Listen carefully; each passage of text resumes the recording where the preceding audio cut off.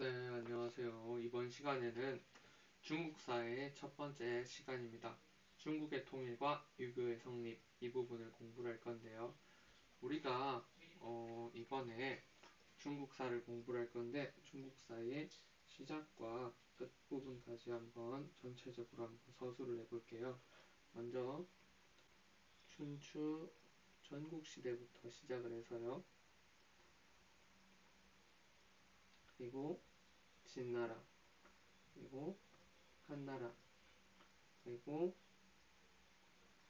위, 진, 남북조 시대, 다음에 수나라, 당나라, 다음에 송나라, 원나라, 명나라, 청나라까지 우리가 한번 달려보도록 하겠습니다. 먼저 그 가장 첫 번째인 춘추 전국시대인데요. 이 춘추 전국시대는 다른 시대와 다르게 조금 시대 이름이 깁니다. 왜 이렇게 수도 이름이 긴지부터 이야기를 해볼게요. 여기 보면 우리가 춘추 전국시대에 있었던 여러 국가들이 있는데요. 여기 교과서를 한번 읽어봅시다. 춘추전국시대 초기에는 100개가 넘는 제후국이 등장하여 생존 경쟁을 벌였다. 이들 제후국은 뭐 이렇게 되고 같은 치열한 전쟁을 치르면서 지도와 같은 7개의 나라로 통합되었다라고 되어 있는데 이게 춘추 5패와 전국 7웅이라고 하는 이런 여러 국가들이 있었다 그래요. 그래서 어떻게 딱 한 나라를 딱 집어낼 수가 없습니다. 그래서 이때 당시에 역사를 기록한 춘추책과 그리고 전국책이라는 책의 이름에서 따온 건데요. 그러다 보니까 춘추전국 시대가 언제 시작되고 언제 끝났는지부터 여러분들이 조금 알아놓는 게 좋을 것 같아요. 먼저 춘추 전국 시대입니다. 춘추 전국 시대는요, 바로 기원전 8세기 유목민족인 견융족이라고 하는 친구들이 쳐들어와요. 그런데 이 견융족이 쳐들어왔었을 때 주가 동쪽에 르어양으로 수도를 옮겼다. 이때부터가 아주 춘추전국 시대의 스타트고요. 그리고 끝나는 이 순간이 바로 진이 중국을 통일할 때까지를 우리는 뭐라고 한다? 춘추 전국시대라고 합니다. 자, 여기서 우리가 하나 더 짚고 넘어가야 되는 게 이 르어양이라는 단어보다는 우리는 낙양이라는 단어로 바꿔서 쓰도록 합시다. 르어양이라는 단어는 이 순간에만 쓰지만 낙양이라는 단어는 계속 쓸 수 있기 때문인데요. 사실 르어양 또한 낙양을 중국 발음으로 했을 때 르어양이라고 이렇게 얘기를 한다라고 합니다. 그래서 우리는 다시 한번 정리를 해보면 춘추전국 시대는 주는 동쪽에 낙양으로 수도를 옮겼을 때부터 진이 중국을 통일할 때까지를 춘추전국 시대라고 하는데요. 춘추전국 시대는 제가 앞에서 말씀드렸다시피 하나의 나라로 딱 대표되는 시대가 아니기 때문에 우리가 이렇게 생각을 할 수가 있어요. 이 시기에는 일단은 잦은 전쟁으로 혼란합니다. 그리고 사회 경제적으로 엄청나게 많은 변화들이 일어나는데요. 우리는 그 변화들을 중심적으로 알아봐야 되는 거예요. 쉽게 말해서 춘추전국 시대에 여러 국가들이 공통적으로 갖고 있었던 특징들을 우리가 한번 알아보자라는 겁니다. 그래서 우리가 첫 번째로 가장 큰 변화는요. 가장 큰 변화는 첫 번째 철기의 사용입니다. 가장 중요한 내용인데요. 철기의 사용이라는 내용이 가장 중요한 내용이고요. 그리고 철제 농기구 이런 것도 다 똑같은 얘기겠죠. 그리고 소를 농경에 사용했다. 그리고 화폐를 사용하기 시작하였다. 그러나 여러분들 소를 농경에 사용하고 화폐를 사용했다는 것도 중요하지만 춘추전국 시대의 가장 중심되는 내용은 바로 단연 이 철기의 사용이 될 것 같아요. 이러한 철기의 사용으로 인해서 철제 무기의 사용으로 인해서 제후국 간의 전쟁은 더욱더 격렬해집니다. 그리고 엄청나게 조그만한 국가들이었기 때문에 바로 한 번의 패배가 바로 생존에 직결되는 문제였겠죠. 그래서 이 친구들은 어떻게든 살아남으려고 할 겁니다. 그래서 살아남기 위해서 이 친구들이 선택할 수밖에 없었던 게 바로 부국 강병이었겠죠. 그래서 다음 장으로 한번 넘어가 보도록 할게요.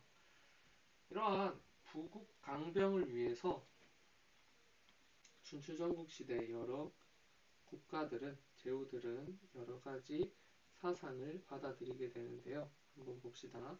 춘추전국 시대에 각 제후들은 적극적으로 인재를 등용하여 부국 강병을 꾀하였다고 합니다. 이 과정에서 제자백가라고 하는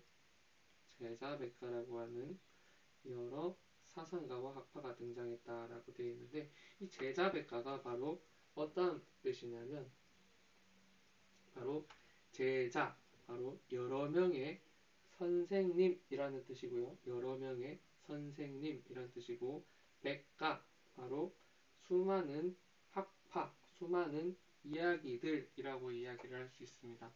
다시 한번 제자라고 하는 것은 바로 여러 선생님이란 뜻이고요. 그리고 백가는 바로 100가지의 학파, 여러 수많은 학파, 이렇게 이야기를 할 수가 있을 것 같아요. 그러면 엄청나게 많은 선생님과 엄청나게 많은 학파들 중에 우리가 집중해 봐야 되는 선생님들, 학파들이 있어요. 한번 봅시다. 유가, 도가, 묵가, 법가 등이 여러분들이 잘 알아놓으셔야 되는 사람들인데요. 먼저 유가부터 순서대로 한번 가보도록 할게요. 공자와 맹자의 유가 사상은 도덕 정치의 실현을 강조했다라고 해요. 도덕 정치의 실현을 강조했고요. 이 공자와 맹자가 도덕 정치의 실현을 강조했다라고 되어 있는데요. 이 도덕 정치가 바로 뭐냐면 인과 예를 강조했다라고 이렇게 이야기를 할 수가 있어요. 쉽게 말해서 예의를 강조한 정치다라고 이렇게 생각을 하시면 될 것 같고요. 그리고 노자와 장자의 도가 사상은 자연으로 돌아갈 것을 내세웠다. 쉽게 말해서 자연스러운 삶을 이야기하는 건데요. 자연스러운 삶. 쉽게 말해서 내가 마음이 가는 대로 하고 싶은 대로 하면서 살아가는 겁니다. 그리고 묵가 사상은요, 조금 특이한 사상인데요. 평화 사상과 실천을 강조해요. 이 묵가 사상을 만든 사람은 바로 요 밑에 나오는데, 묵자라고 하는 이 친구가, 그리고 다시 한번 묵자라고 하는 친구가 요 묵가 사상을 만들었다라고 합니다. 이 묵자라는 사람이 묵가 사상을 만들었는데, 좀 더 특이한 부분이 바로 뭐냐면 이 친구는요, 바로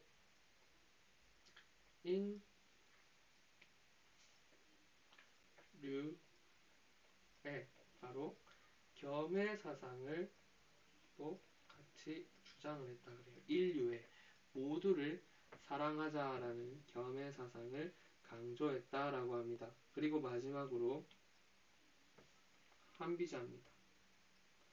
한비자의 법과는 엄격한 법의 제정과 시행을 주장했다라고 되어 있는데요. 이 한비자라고 하는 사람은 바로 엄격한 법 이런 거를 제정하자라고 이렇게 했다 그래요. 그래서 제자백가 중에 4가지의 사상을 한번 찾아봤어요. 그래서 여러 국가들은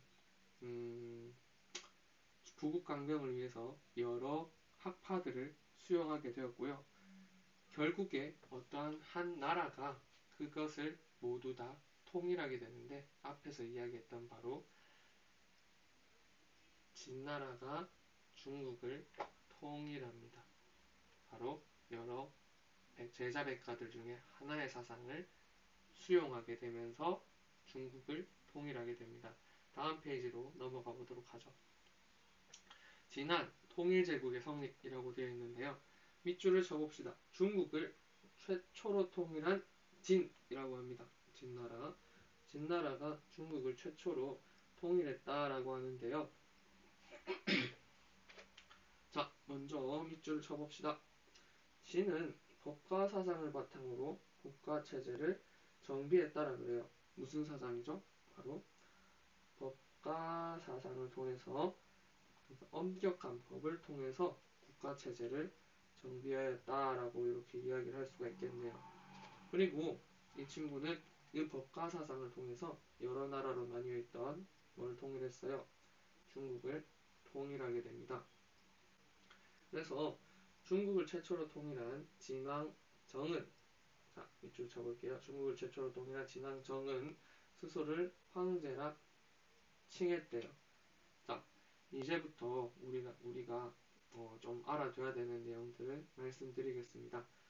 여기에서는 우리가 알아둬야 되는 게 바로 진시황제의 업적과 그리고 진나라가 어떻게 망하게 되었는지를 알아봐야 되는데요. 바로 여기 방금 첫 번째로 밑줄 친 부분이 바로 스스로 황제라고 칭했던 이 부분, 스스로를 황제라 했던 부분이 바로 숫자 1번입니다. 어떠한 숫자 1번이냐면 바로 진시황의 업적입니다. 진시황의 업적이 바로 숫자 1번이 되겠죠. 그리고 두 번째 업적으로 한번 가보도록 할게요. 교과서를 한번 읽어보도록 하겠습니다. 남쪽의 월, 바로 베트남 그쪽인데요. 그리고 오늘날의 광둥성 일대를 장악하고 북쪽으로는 흉노를 쫓아내는 한편. 자, 이제부터 밑줄 한번 쳐볼게요. 이들의 침입을 대비하여 춘추 전국시대의 각 나라들이 쌓은 성벽을 연결해 뭘 건설하였답니까? 만리장성을 건설하였다라고 합니다. 다른 내용도 다 좋지만 가장 중심되는 내용을 한번 꼽아보자면 바로 뭘까요? 네, 좋아요. 만리장성입니다. 만리장성. 두 번째 업적이네요. 그리고 세 번째 업적으로 한번 가볼게요. 시황제. 아주 파란색 글자가 눈에 잘 띄네요. 바로 문자, 화폐, 도량령을 통일하다라고 되어 있는 부분이 바로 몇 번째? 바로 세 번째 업적이 될 것 같네요. 문자는요. 페이지를 넘어가 볼까요? 문자. 바로 요 글자들이죠. 글자들을 여러 글자들이 이렇게 있었어요. 그런데요. 이 글자들을 뭘로 통일을 하는 겁니까? 바로 이 친구로 통일을 하는 겁니다. 그리고 돈 또한 어떻게? 화폐 또한 이렇게 통일을 하는 거죠. 문자의 통일. 그 다음에 도량형의 통일. 여러분들이 가장 의문이 가는 부분인데 무게 그리고 길이 다음에 뭐 높이 뭐 이런 것들을 재는 방법을 모두 다 통일을 했다라고 합니다. 자, 다시 앞으로 가서 통일을 하게 되는데 플러스에서 또 한 가지가 더 있는데요. 바로 사상의 통일이야. 이 사상의 통일이 바로 뭐냐면 법가로 통일을 하자라고 하는 얘기입니다. 법가로 통일을 하자라고 얘기를 하면서 이런 일도 벌여요. 분서, 갱유도 이렇게 막 벌입니다. 분서, 갱유. 그리고 다음으로 한번 가볼게요. 넓어진 영토를 다스리기 위해 직접 다스리기 위해 군과 현으로 나누어 관리를 파견하였다라고 해요. 군과 현으로 나누어 관리를 파견하였다라고 하는데 이거를 바로 전체를 4번이라고 할 수 있는데 이걸 4번이라고 하기에는 너무 많고요. 뭐라고 이야기하냐면 군, 현, 아이고, 현재를 실시했다라고 이렇게 이야기를 하고 숫자 몇 번? 4번이다. 이렇게 이야기를 하면 아주 좋을 것 같아요. 그러니까 9년제를 실시하고요. 다음에 도량형을 통일하고요. 만리장성을 쌓고요. 다음에 스스로 뭘 해요? 시황제라 칭했다라고 합니다. 이러한 국가도 오래가지 않고요. 오래가지는 않고요. 바로 어떠한 계기를 통해서 망하게 되는데요. 봅시다. 진은 백성을 가혹하게 통치했다 그래요. 그리고 이 결과 시황제가 죽은 뒤에 진승과 오강의 난을 계기로 각지에서 농민 봉기가 일어나 통일이 이룬 지 몇 년 만에? 15년 만에 멸망하였다라고 합니다. 빠르게 멸망한 건데요. 바로 어떤 사건으로? 진승, 오강의 난을 계기로 빠르게 멸망하였다라고 합니다. 자, 여기까지가 진나라였어요. 이 진나라 다음에 바로 무슨 나라일까요? 다시 한번 확인해 볼까요? 진나라, 바로 한나라네요. 넘어가 봅시다. 자, 중국의 상징이 된 한제국이라고 합니다. 밑줄을 한번 쳐볼게요. 한의 유방은 초에 항우를 물리치고 중국을 다시 통일하였다라고 되어 있는데 이 이야기는 엄청나게 유명한 이야기예요. 여러분들이 알고 계실지 모르겠는데 초한지라고 하는 책이 바로 이 이야기입니다. 바로 한나라의 유방과 초의 항우가 중국을 두고서 싸우게 된 이야기인데요. 여러 사자성어도 만들어내는데 그중 가장 유명한 사자성어가 바로 사면 초가라고 합니다. 이러지도 저러지도 못하는 아주 곤란스러운 상황을 얘기하는데요. 여러분들 여기서 좀 더 궁금하면 바로 초록창으로 달려가서 한번 검색을 해보도록 합시다. 자, 먼저 한고조 유방에 대해서 한번 알아보도록 할 건데요. 한고조 유방. 한고조 유방은 공신과 지방 세력의 반발을 우려하여 중앙에서는 진의 9년제를 이어가고 그 외 지방에서는 봉건제를 실시하였다라고 이렇게 했었습니다. 이게 바로 무슨 제도라고 부를 수가 있냐면요. 무슨 제도라고 부를 수 있냐면 바로 군국제라고 부를 수 있습니다. 이 군국제는 어떠한 의미를 갖냐면 바로 중앙에서는 군 현제고요. 지방에서는 봉건제를 실시하는 건데요. 자, 어떻게 이렇게 실시를 할 수 있는가라고 하냐면 바로 국가 초기에 이러한 것을 실시를 했는데요. 한번 보도록 그림을 제가 그려서 한번 비교를 해보도록 할게요. 먼저 군국제를 한번 제가 그림으로 표현을 해볼 텐데 잘 되려나 잘 모르겠네요. 한번 표현해 보겠습니다. 자, 군국제 전국이 있어요. 이 커다란 동그라미가 전국이고요. 그리고 또 다른 동그라미를 한번 그려보도록 하겠습니다. 이쁘게 내려갈게요. 그 다음에 마지막으로 이렇게 있어요. 이렇게 있으면 그 중앙은요. 바로 누가 다스립니까? 바로 왕이란 존재가 이렇게 다스리는 겁니다. 왕이란 존재가 다스리는 건데 이 중앙을 중심으로 한 이 주변 지역에 왕이 임명한 지방관, 바로 관리들을 파견하는데요. 관리, 다른 말로 지방관들을 이렇게 파견을 하는 시스템이고요. 나머지 이 외곽 지역에는 바로 어떠한 사람들을 파견하는 거냐면 바로 제후왕을 이렇게 파견을 하는 시스템입니다. 그러면 이런 생각을 해보겠죠. 왕의 권력이 미치는 공간은 바로 이 뒤꿈친 부분이고요. 제후왕의 권력이 미치는 부분은 바로 요 외곽 부분이겠죠. 그러니까 실제로 이 초록색 방법으로 나라를 다스리는 거는 한번 봅시다. 초록색 부분 방법으로 나라를 다스리는 방법은 바로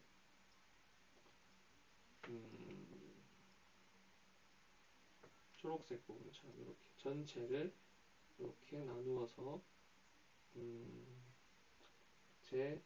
제후왕을 두는 방법은요. 이런 방법은 왕이 힘이 미치는 공간은 바로 이렇게 좁은 지역, 요밖에 안 되고 나머지가 이렇게 제후왕들이 다스리는 구역입니다. 그리고 플러스 해볼까요? 이러한 게 그리고 이게 바로 분연제를 그림을 그려볼 건데요. 분연제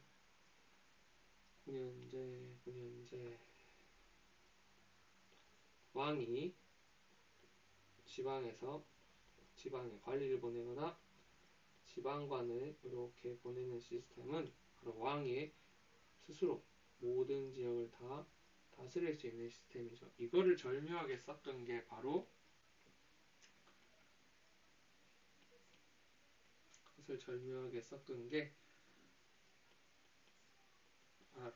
군 국제입니다. 초기에는 이러한 군국제를 실시했지만 이후 시간이 지났을 때 무제는요 여러 가지 정책을 펴니다. 한번 잘 알아놓도록 합시다. 무제 아주 중요한 인물인데요. 한번 잘 공부해 보도록 합시다. 먼저 무제 같은 경우에 번호를 매기면서 할 건데요.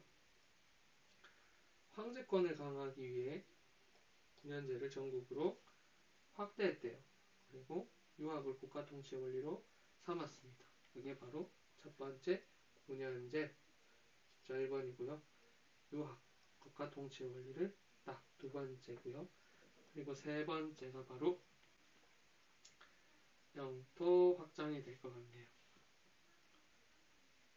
세 번째 영토 확장. 이렇게 세 번째 영토 확장이 되는데 대표적인 내용을 한번 써보도록 합시다. 북으로는 흉노를 고비 사막 너머로 쫓아냈다라고 합니다. 그래서 이러한 흉노를 또 나중에 또 다시 한번 물리치기 위해 장건을 서역에 파견하였는데 이 과정에서 동서세계가 연결되었다라 그래요.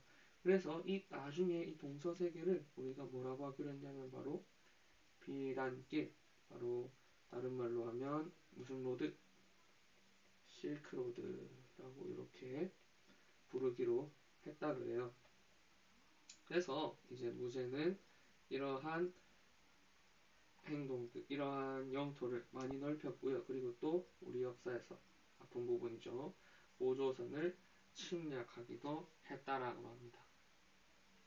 자, 여기서 여러분들이 좀 더 봐두셔야 되는 부분은 바로 요 장건이라는 사람이 서역에 갔다 왔다라는 건데요. 그래서 이 과정에서 동서세계가 연결되었고 비단길이 만들어졌다라는 건데 이 비단길은 여러분들 요 교과서 아랫부분에 보면 이러한 장안에서부터 시작을 해서 둔황, 다음에 뭐 카슈가르, 다음에 사마르칸트 뭐 이렇게 이어지는 여러 가지 루트입니다. 바로 어디로 가는 서역으로 가는 루트예요. 그래서 이거를 처음으로 열었던 사람이 바로 무제 때의 장건이구나라는 것을 알아놓으시면 좋을 것 같고요. 마지막 업적입니다. 소금과 철 등을 국가가 독점 판매하는 전매제도, 바로 이 전매제도가 4번이 되겠네요. 이렇게 무제 때 엄청난 시절을 보내고요. 한나라는 슬슬 망해가기 시작하는데요. 결국에 한나라는 마지막에 어떻게 돼요? 결국 하는 황건적의 봉기를 계기로 각지에서 일어난 농민봉기가 이어져서 쇠퇴하여 갔다라고 합니다. 그래서 이렇게 황건적의 봉기 이것도 잘 알아놓으세요. 한나라가 휘청휘청하게 되는 계기가 되니까요. 넘어가 보도록 합시다. 자, 마지막 부분인데요. 유학, 국가통치의 이념이 되다라고 되어 있는데 이 부분은 바로 철저하게 바로 한나라의 이야기입니다. 자, 다시 한번 보도록 합시다. 한나라의 이야기. 자, 밑줄 쳐볼게요. 한무제는 동중서의 건의를 받아들여 유학을 국가통치 이념으로 삼았다. 그렇구나 하고 생각하시고 넘어가시면 될 것 같아요. 그리고 이러한 육아의 입장은 바로 황제 지배체제를 뒷받침할 수 있다고 여기기 때문이다 라고 되어 있는데 왜 이렇다라고 생각을 하냐면 바로 육아가 황제 지배체제를 이때 당시에 동중서라는 사람이 뒷받침을 해줬어요. 어떠한 논리를 폈는데 그게 바로 천인상설이라고 하는 이런 논리를 펴가지고 황제 체제를 뒷받침했다라고 합니다. 육아 입장에 황제 체제를 뒷받침했다라고 이렇게 얘기를 하는데 여기까지는 너무 깊은 내용이고요. 그냥 단순하게 한무제가 유학을 국가통치 이념으로 삼았다라고 이 정도만 해놓는 게 가장 좋을 것 같네요. 유학을 국가통치 이념으로 삼았다. 여기까지. 두 번째 문단으로 한번 가볼게요. 한나라의 유학 정책인데요. 밑줄 쳐볼게요. 한은 수도에 태학을 설치하고 유교 경전을 가르치게 하였으며 유학을 배워 다시 한번 밑줄 칠게요. 제가 너무 훅 갔네요. 한은 수도에 태학을 설치합니다. 첫 번째로. 그리고 두 번째가 유학을 배워 그 가르침을 실천하려는 사람들을 관리로 등용하였다라고 이렇게 이야기를 합니다. 이게 바로 뭐냐면 한의 유교 정책이에요. 유학 정책. 유학 정책으로 합시다. 유학 정책.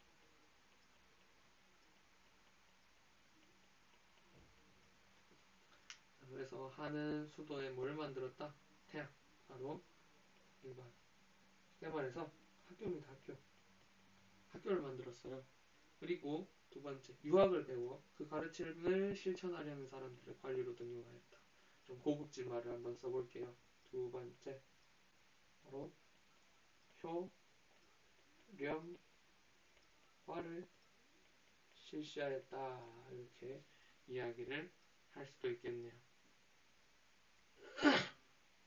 그래서 이제부터 이 유교는요, 중국과 그리고 동아시아를 책임지게 됩니다. 그러니까 동아시아 전체의 기초가 되게 되는데 여기 이 내용이 바로 유교는 일상생활 윤리로서 자리를 잡게 되었다. 그리고 국가 통치 체제와 사회 질서를 유지하는 이념이 되었다. 그리고 나아가서 동아시아의 기초가 되었다. 엄청나게 많은 영향을 미쳤다라는 겁니다. 이러한 것들은 여러분들이 따로 막 외운다라기보다는 여러 번 교과서를 읽음으로써 알게 되는 게 제일 좋을 것 같아요.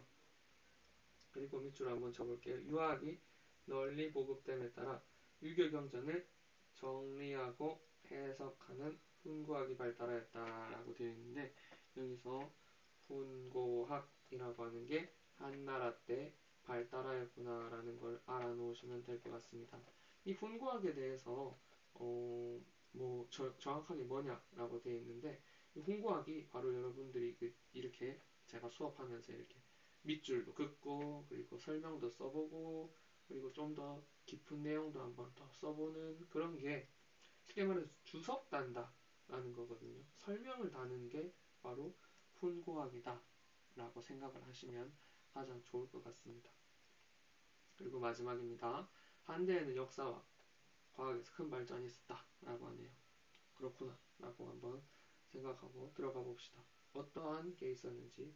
먼저 사마천이라는 사람이 지은 사기는 이후 역사서에 모범이 되었다라고 하는데요. 이때 사마천이라는 사람이 사기를 지으면서 아주 좀 역사를 서술하는 방법, 역사를 서술하는 방법을 처음으로 이렇게 하나를 만들어내요. 이거는 뭐 나중에 기회가 되면 좀 더 알려드리도록 하겠습니다. 그리고 그 옆에 체류는 종이를 만드는 법을 개량했다 라고 이렇게 되어 있는데 그게 바로 뭘까요? 한지죠. 한지. 한지를 만들어내었다라고 이렇게 생각을 하면 될까요? 이 종이가 바로 한지예요. 한지. 자, 그리고 이러한 제지법은 언제? 바로 8세기를 거쳐 8세기를 거쳐서 8세기를 거쳐서 이슬람 세계를 거쳐 유럽에 전해졌다라고 하는데 이게 바로 나중에 되면 어, 종교개혁이라던가 그리고 또 구텐베르크의 활판 인쇄술에도 영향을 꽤나 주죠. 그리고 그 밑에 이단길을 통해 뭐가 들어와요? 인도의 불교가 어디로 전해집니까? 중국으로 전해지게 되죠. 그래서 이 불교가 어떻게 돼요? 인도를 거쳐서 바로 중국을 거치고 다음에 어디로? 한국을 거친 다음에 최종으로 일본까지 이렇게 쫙 흘러가게 되는 거죠. 자, 어느 정도 제가 다 정리를 해본 것 같아요. 좀 길었을 것 같은데요. 그래도 오늘 여기까지 들어주셔서 아주 감사합니다. 다음 시간에는 위진남북조와 수나라, 당나라의 역사에 대해서 알아보도록 합시다. 수고 많으셨습니다.